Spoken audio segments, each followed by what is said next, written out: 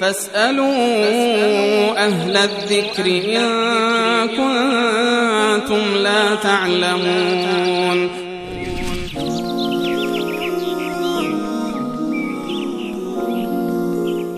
بیننده عزیزی پرسیدن که با همسرم دوست بودم و علاقه‌ای به او نداشتم و برای جدا شدن از اون دعا و جادو درست می‌کردم قبل از ازدواجم.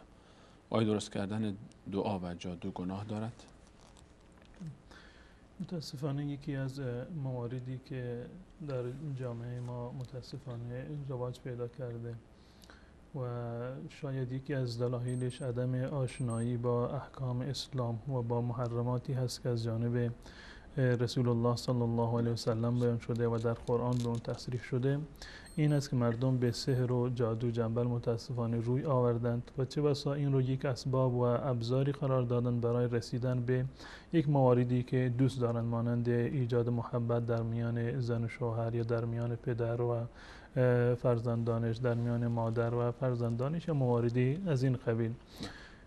قطع نظر از این که در واقع خود سحر به صورت کلی یک حکم واضحی رو دارد در شریعت اسلامی و این در واقع جز محرمات قطعی و 100% هست. در روایت معروفی که از رسول الله صلی الله علیه و سلم نقل شده که این فرمودن اجتنبوا السبع الموبقات، از 7 گناه مهلک و خانمان برانداز پرهیز بکنید.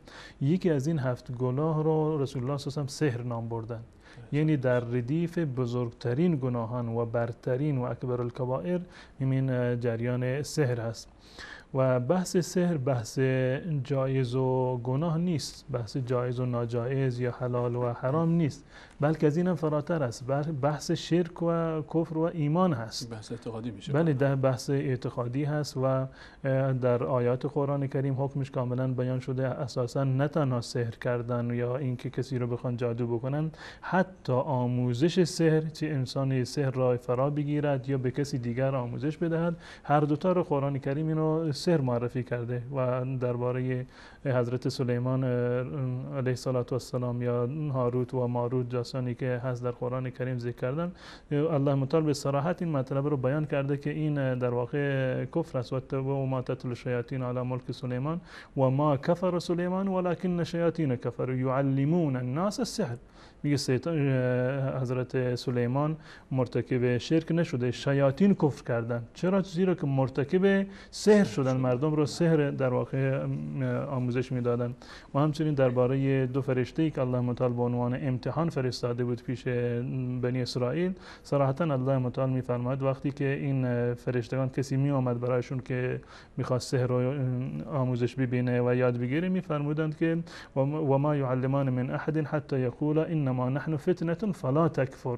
میگه که ما مواظب باش، ما فتنه‌ای هستیم، ما یک امتحان و آزمایشی هستیم، کفر نکن که بیاید از ما طلب بکنی که ما سحر را در واقع به شما آموزش بدهیم.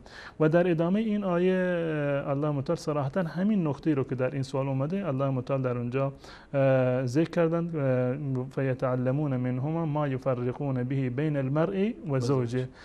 از این ساحران، از این 2 فرشته که به عنوان معلم و آموزش دهنده سحر بودن به عنوان یک فتنه و آزمایش، ساحران چیکار میکردند؟ اون مواردی رو یاد میگرفتند و روش‌هایی رو یاد میگرفتند که در میان زن و شوهر فاصله میانداختند، اینها را از هم دیگر جدا میکردند. پس بنابراین این مورد تنها بحثش بحث جایز و حرام نیست، بحث حلال و حرام نیست، بلکه در اینجا بحث کفر و ایمان هست و سحر کردن یکی از مکفرات هست و حکم ساحر این هست که باید کشته بشود. یعنی به اتفاق تمام مذاهب ساحر باید حکمش قتل هست، که باید یعنی حدش و مجازاتش این است که باید کشته بشود.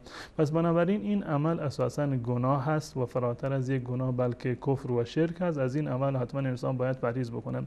و این به اصطلاح دوست کردن 2 نفر که چه زن و شوهر باشند، چه پدر و مادر و فرزندی باشند، یا 2 شریک و همکار باشند، به هر صورت هم این مورد و هم جدا کردن 2 نفر از هم دیگر، این یک نوعی از انواع این سحر هست. یعنی هر 2 حالت فرق نمیکنه، هر 2 حالت هیچ تفاوتی نداره، خیر هم باشه، ولو اینکه نیت هم خیر باشه، این جزء سحر و جادو حساب می شود. و اساسا اون کسانی که این کار رو انجام میدهند با استناد از و همکاری شیاطین این کار رو انجام میدهند. میگیرند.